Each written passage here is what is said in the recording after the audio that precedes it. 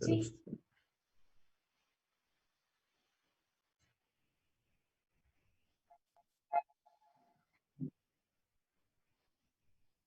¿Qué? Sí, esta pregunta es para el doctor Omar Vergara. Creo que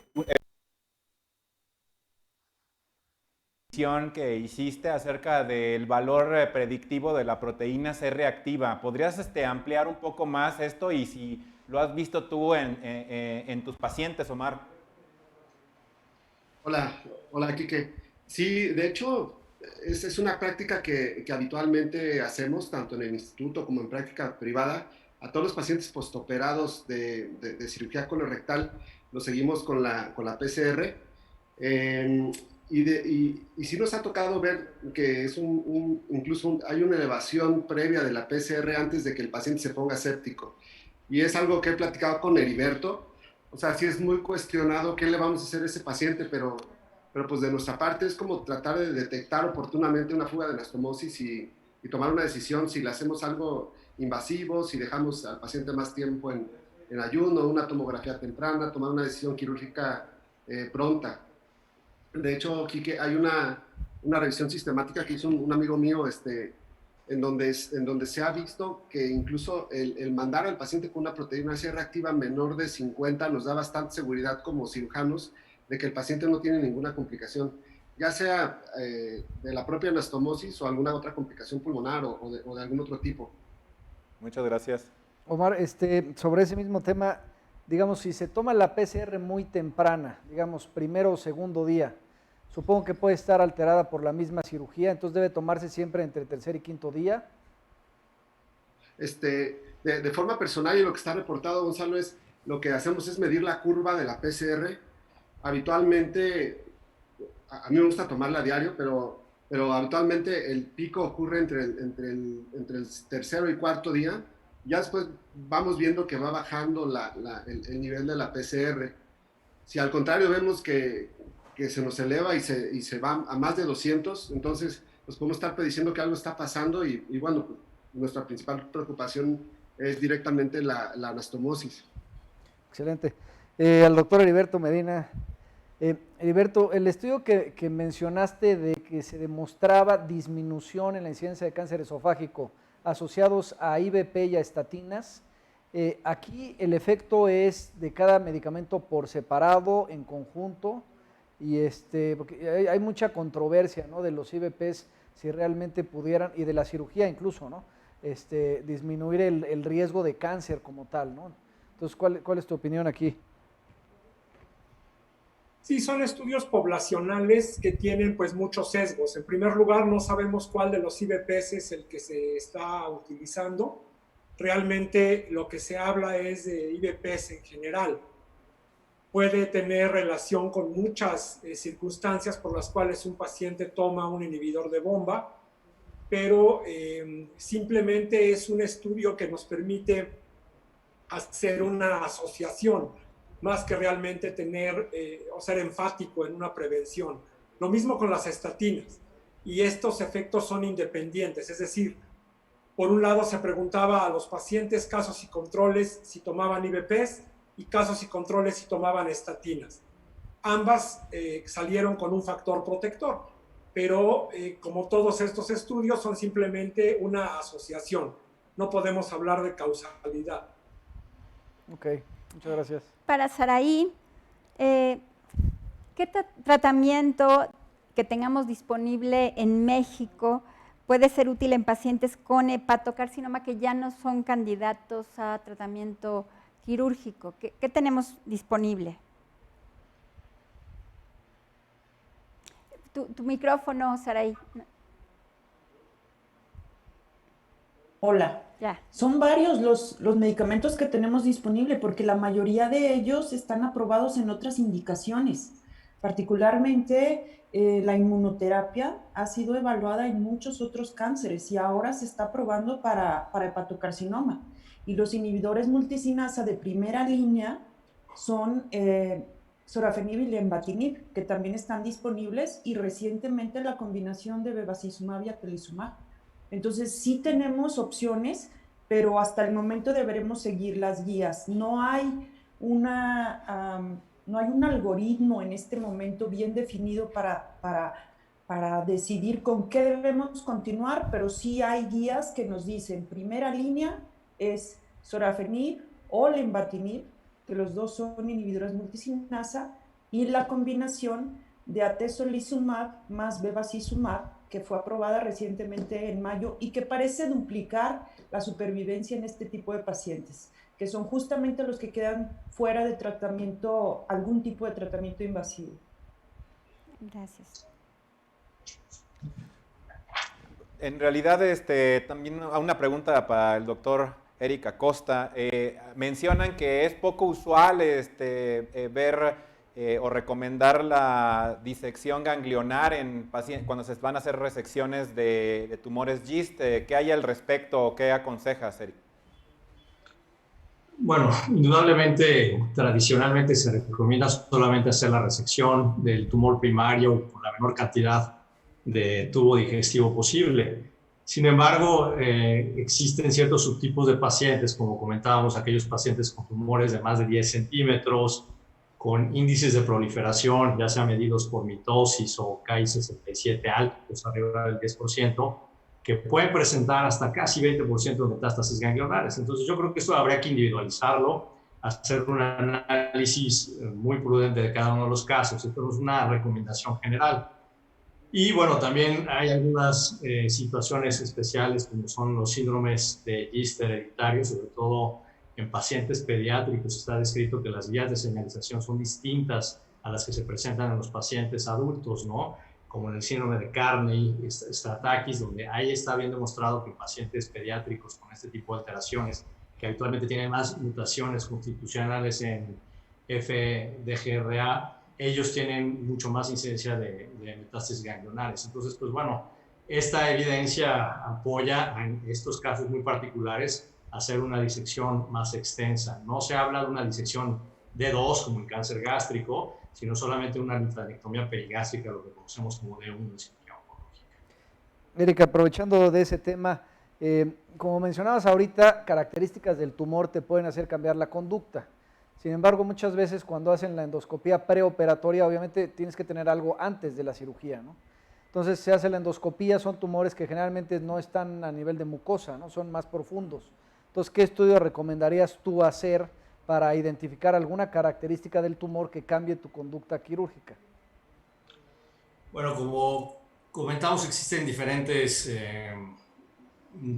modelos que tratan de predecir la presencia de enfermedades más avanzadas. Unas son las características propias histológicas de la lesión, donde, como comentaba, el índice de mitosis, de necrosis y la proliferación celular tienen que alertarte en este sentido.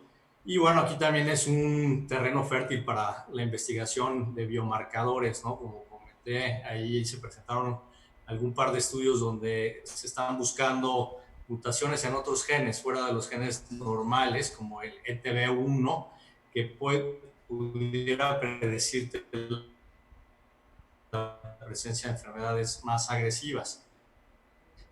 En cuanto a los estudios de extensión, el mejor estudio para poderlos caracterizar es el ultrasonido transderoscópico, pero bueno, la tomografía multicorte, y también se ha utilizado para enfermedad un poco más extensa la tomografía con emisión de positrones para ver la extensión de la enfermedad. Entonces es una serie de herramientas que tenemos que utilizar, múltiples de ellas, para poder tratar de caracterizar mejor estas lesiones y poder saber qué pacientes podrían estar en riesgo de una enfermedad más avanzada. Sí, Paulina, una pregunta. ¿Cuáles serían las manifestaciones clínicas más frecuentes de una lesión de vía biliar? Es decir, todos hacemos vesículas muy frecuentemente. ¿Qué recomendarías tú que nos fijáramos o cuáles son las manifestaciones más frecuentes para detectar tempranamente una lesión? Bueno, depende mucho del tipo de lesión, pero generalmente las lesiones completas, las lesiones Strasberg-E, en donde se liga por completo el conducto, pues una de las principales manifestaciones van a ser ictericia, fiebre, elevación de bilirrubinas, dolor en el hipocondrio derecho. Si tuviéramos únicamente una fuga, es decir, no lo ligamos pero lo cortamos, dejamos un drenaje, pues va a ser la salida de bilis a través del drenaje. Entonces, lo que mencionaba más bien en la plática es si tenemos un paciente o una paciente postoperado de colicistectomía y comienza con elevación de bilis, con fiebre, con un cuadro de colangitis típico, pues debemos de sospechar y debemos de considerar tempranamente que esta paciente pudiera tener una lesión de vía biliar. Definitivamente pues hay que excluir otras causas, pero no hay que quedarnos enfocados en dichas causas y pues finalmente pues a todos nos puede llegar a pasar una lesión de vía biliar y reconocerla tempranamente y referirla oportunamente es el mejor tratamiento que le podemos brindar a nuestro paciente. Y rápidamente, si ligas el conducto común, ¿al cuánto tiempo se empieza a poner el paciente ictérico? O sea, ¿es cuando ya lo mandaste de alta generalmente? Pues varía un poco, generalmente a los 3, 4 días, incluso 5 días, el paciente va a comenzar a tener síntomas como tal, porque si está ligado completamente, va a haber una elevación de bilis temprana. Normalmente el paciente se pone ictérico cuando tiene más de 2 de bilis totales, entonces seguramente va a comenzar en un cuadro temprano. Y Saraí, nos pregunta la doctora Vega Ramos, ¿cómo descartas habitualmente que una lesión hepática sea primaria o metastásica? Sí. Bueno, lo que pasa es que hay que tomar en cuenta que el carcinoma hepatocelular se nutre de una formación de arterias nuevas. Entonces, esa es parte de la fisiopatología del tumor. Entonces, si lo trasladamos a una imagen dinámica, tomografía o resonancia, en donde tomamos una imagen simple, luego arterial, luego venosa y tardía, vamos a ver que las arterias formadas por el tumor van a nutrir tempranamente este tumor y van a vaciar rápidamente. Entonces, eso es lo que nos permite hacer el diagnóstico por imagen. En más de un 95% de las ocasiones no ocupamos una biopsia porque lo que estamos viendo por tomografía o por resonancia es básicamente las características de la fisiopatología del tumor, que son muy diferentes a las que nos pueden dar cualquier lesión metastásica. Yo quisiera comentar algo, ¿puedo? Claro, por supuesto, sí.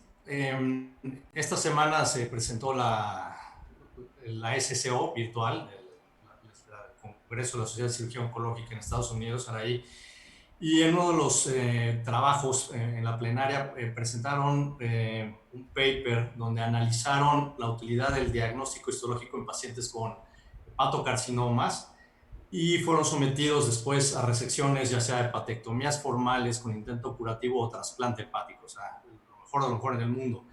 Y se vio que aquellos pacientes que fueron sometidos a una biopsia previa tenían una sobrevida global peor, independientemente del tipo de tratamiento quirúrgico al que hayan sido sometidos. Entonces, pues esto nada más es hacer énfasis en que cada vez es menos necesaria el diagnóstico histológico, ¿no? Cuando tienes las características por imagen bien claras, como lo comentaste. Aquí hay una pregunta, Omar, al respecto de un paciente que tiene una lesión digamos a 4 centímetros del margen anal y además tiene ya metástasis hepáticas. ¿Cuál sería tu conducta? Es decir, con base a ello, ¿habrías la combinación de algún tratamiento con el objetivo de hacer algún impacto en la sobrevida? Ahí lo más importante sería saber si el tumor como tal le está condicionando un sangrado severo o una obstrucción, como para ver si nos enfocamos en darle algún tipo de tratamiento local o ya una quimioterapia sistémica, obviamente un paciente con un cáncer de recto etapa 4.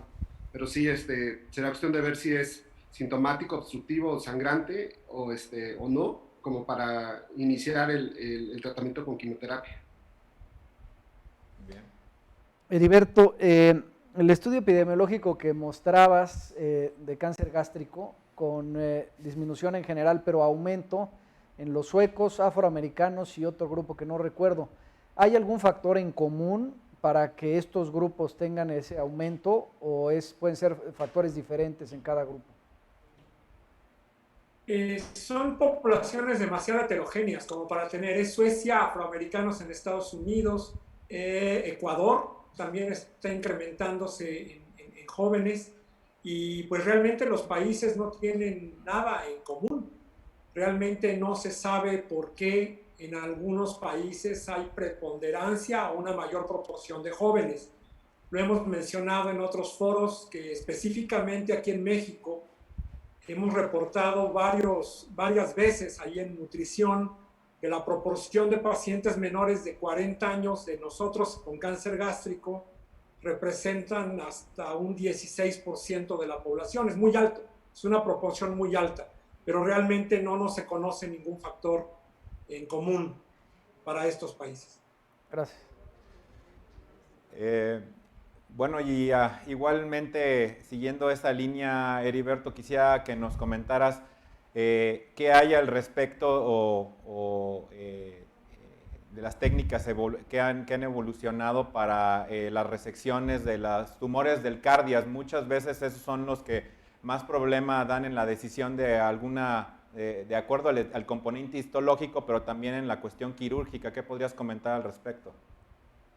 Efectivamente, los tumores de la unión esofagogástrica es muy controversial, no hay una línea porque han sido incluidos tanto en estudios de tratamiento como cáncer de esófago y otros se tratan como cáncer de estómago. Probablemente aquí lo más importante de estos tumores proximales que ha sido nuevo en los últimos años es la utilidad de la quimiorradiación en este grupo de tumores, ¿no? La quimiorradiación preoperatoria suele ser muy útil y después la necesidad de hacer una esofaguectomía o gastrectomía total pues va a depender del epicentro del tumor. Pero sí específicamente aquí en el cardias, la quimiorradiación es donde ha tenido más papel. Paulina, del estudio interesante que presentaste de los conductos accesorios, ¿no?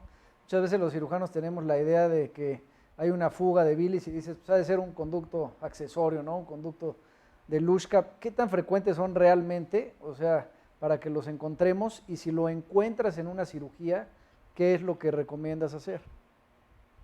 Son relativamente poco frecuentes. Normalmente los vamos a detectar cuando dejamos el drenaje y empieza una fuga biliar.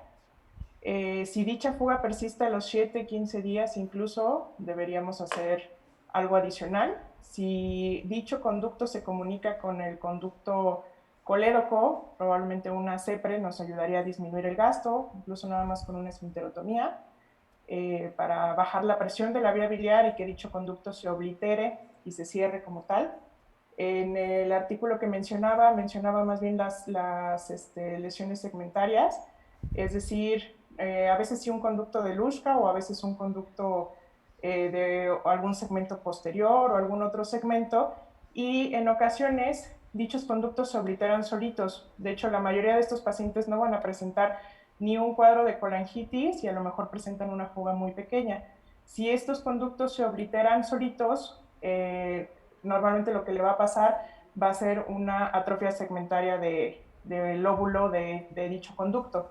Si tiene el paciente una atrofia segmentaria, a veces lo podemos ver reflejado en la fosfatasa alcalina de seguimiento.